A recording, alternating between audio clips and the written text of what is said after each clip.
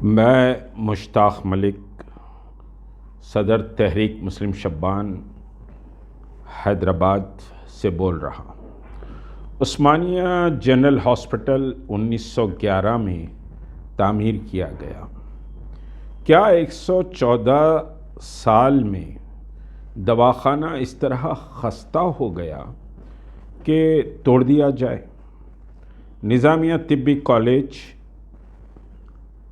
High court Hyderabad, عثمانیہ general hospital, یہ عمارتیں، اس کے ساتھ چار مینار، یہ عمارتیں حیدرآباد کی تہذیب، حیدرآباد کے تمدن، حیدرآباد کی شناخت اور حیدرآبادیوں کا دل ہے۔ ان عمارتوں میں حیدرآبادیوں کا دل بھی بستا ہے، اور یہ عمارتوں کو مسلمانوں سے منسوب کرنا بھی غلط ہے، کیونکہ حیدرآباد کی تہذیب، حیدرآباد کے تمدن کے لیے سبھی طبقات کے لوگ آواز بلند کرتے ہیں اور اس کی حفاظت کے لیے ہر وقت جد و جہد بھی کرتے ہیں۔ عثمانیہ جنرل ہاسپٹل حیدرآباد کے ممبر آف پارلیمنٹ کی کانسٹیٹنسی میں آتا ہے، اور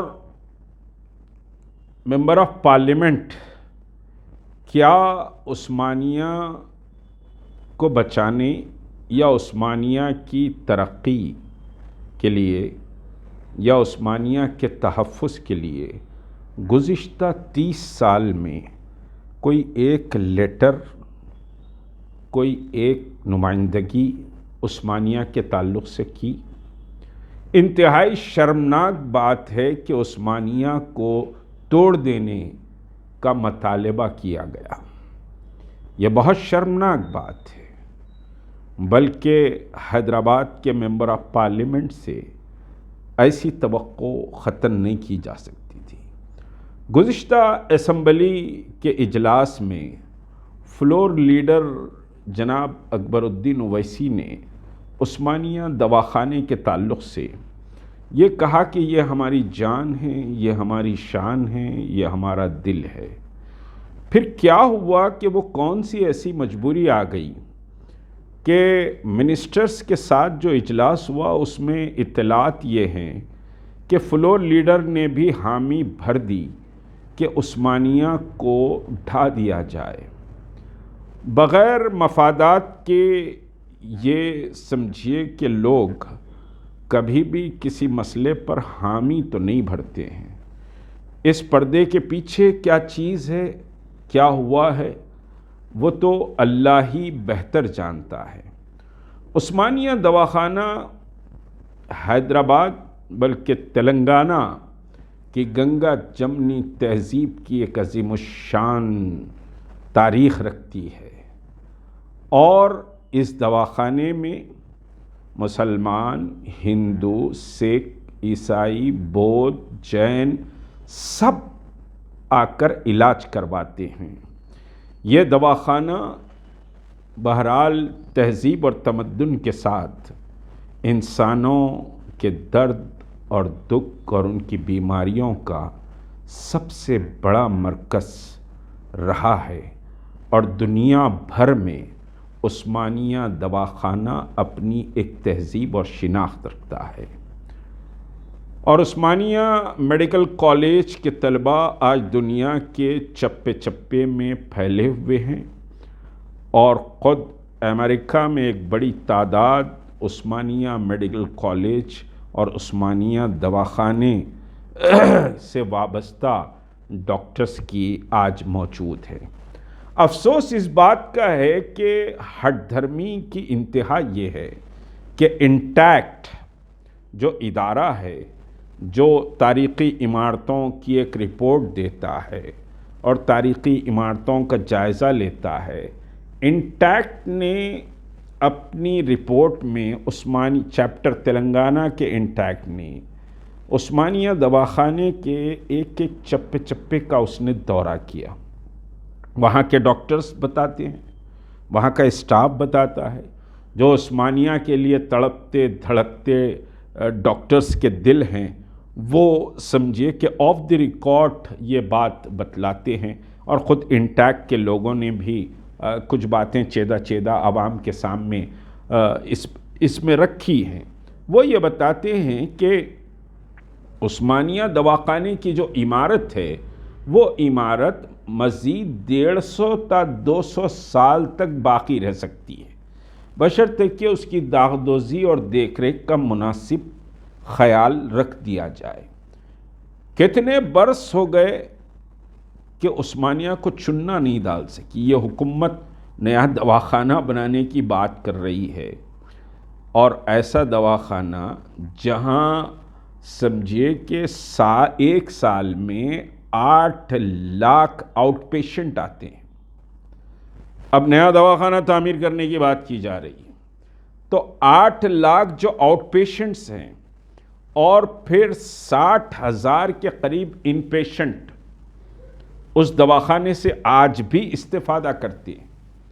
اس دواخانے کے بڑے بڑے آپریشن سمجھے تھیٹرز اور وہاں کی مشنری اپنے آپ میں ایک مثال ہے۔ تو اب آپ اس بلڈنگ کو گرا دیں گے، اس دواخانے کو تہہ تیغ کر دیں گے، نئے بلڈنگ بنائیں گے، 1 سال لگائیں گے، 2 سال لگائیں گے، 3 سال لگائیں گے، جو بھی لگائیں گے۔ تو چلیے ایک ہی سال اگر میں مشتاق ملک پکڑ کے چلتا ہے تو 8 لاکھ آؤٹ پیشنٹ کہاں بھٹکتے پھریں گے؟ کیا آپ کے پاس گاندھی دواخانہ یا دوسرے سرکاری دواخانے اس پوزیشن میں ہیں کہ 8 لاکھ آؤٹ پیشنٹ جو پر ایئر کے ہوں گے ان کو سنبھال سکتے ہیں؟ تو حیدرآباد میں اور اطراف و اکناف کے علاقوں کے لیے ایک میڈیکل ایمرجنسی جیسی سچویشن آ جائے گی۔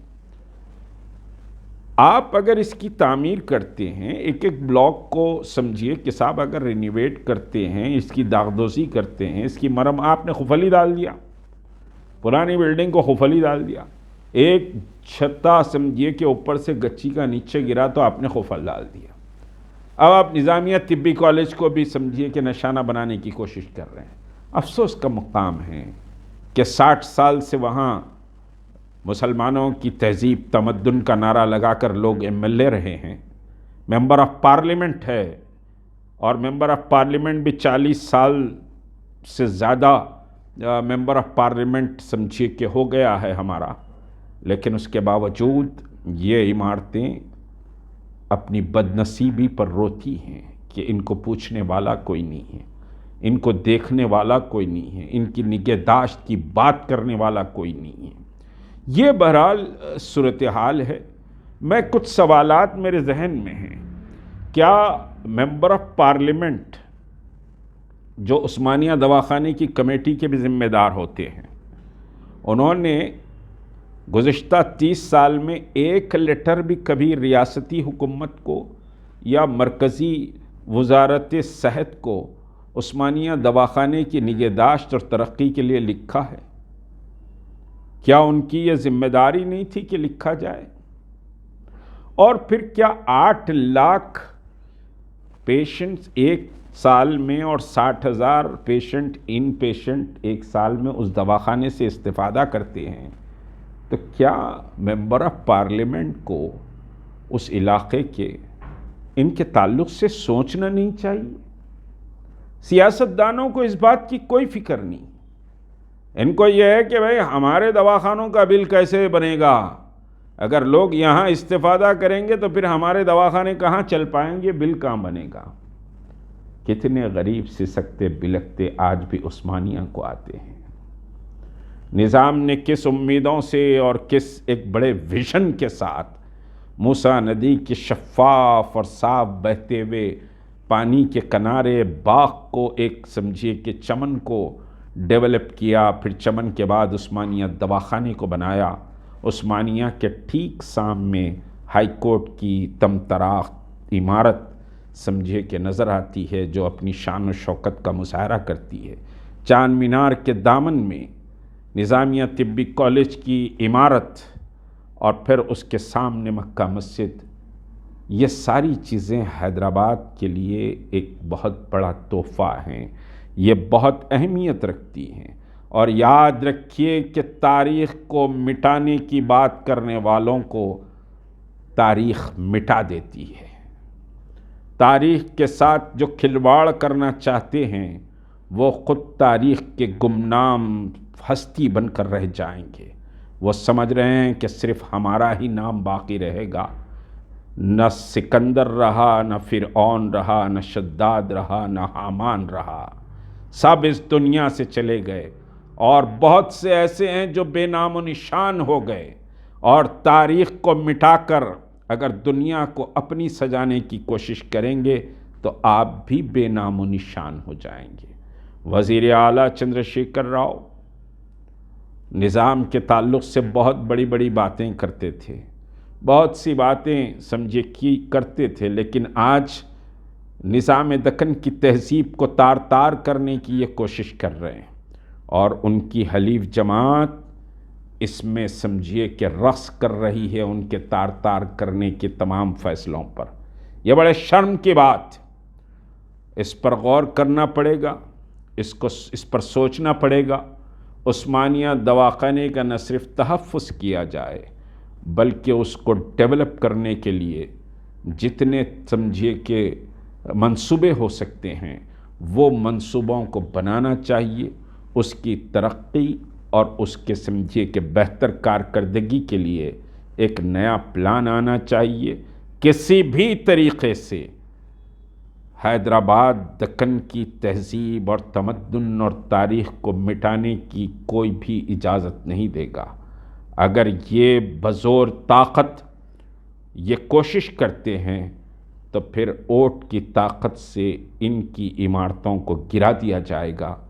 یہی میرا پیغام ہے کہ آپ منظم ہوں، شعور کے آنکھ کھولیں، متحد ہوں اور اپنی تہذیب اور تمدن کو بچانے کی فکر کریں۔